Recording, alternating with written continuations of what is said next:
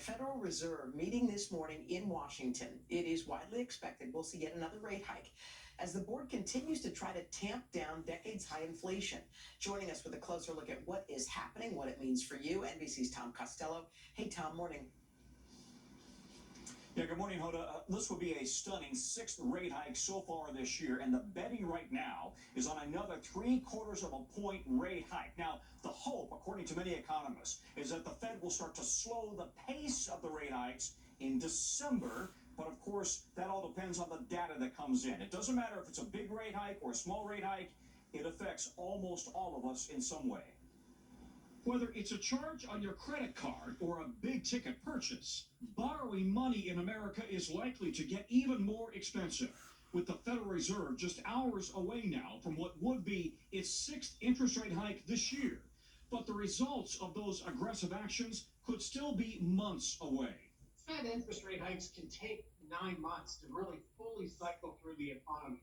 It's going to be into 2023 before the full effect of all these rate hikes starts to take effect on the economy. The Fed widely expected to increase rates another 0.75 point as it tries to tame inflation, still running above 8%, but to do it without pushing the economy into recession. In the final sprint to the midterm elections, President Biden pointing out that in the EU and UK, inflation is running hotter, the economy much harsher. Inflation is a worldwide problem right now.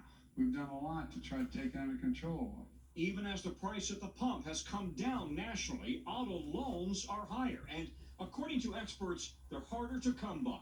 There's also a higher rejection rate for loans right now, and they're not taking as many long-term loans, and there are higher down payments. Americans are also facing skyrocketing rates on credit cards and mortgages, both at their highest level in decades. Weeks turned into months, and then we kept dropping our price and kept dropping it and kept dropping it. In Anchorage, Tangier Walker and her family are facing a double-edged sword.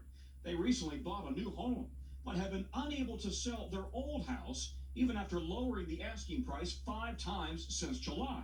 Now, as an Alaskan winter approaches, they plan to rent it out. Great location, great schools.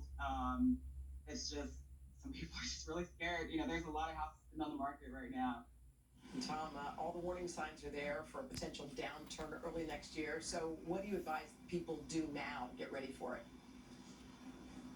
So listen, we talked to a lot of personal finance pros, and they have very similar advice. Pay down your credit card debt now if you can, because of course, credit cards are the most susceptible or vulnerable or impacted by higher rates. If you have good credit, consider moving a high credit card debt over to a low interest credit card. Continue contributing to your 401k, your retirement accounts, and your college savings accounts.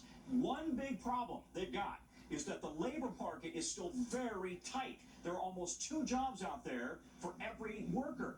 So that is driving up wages, that drives up inflation. Good news at times can also be bad news. Yeah. It's feeding into this inflationary cycle, guys. Yeah, a mixed bag there. All right, Tom Costello for us there in D.C. Hey, Tom, thank you. We turn now to new developments.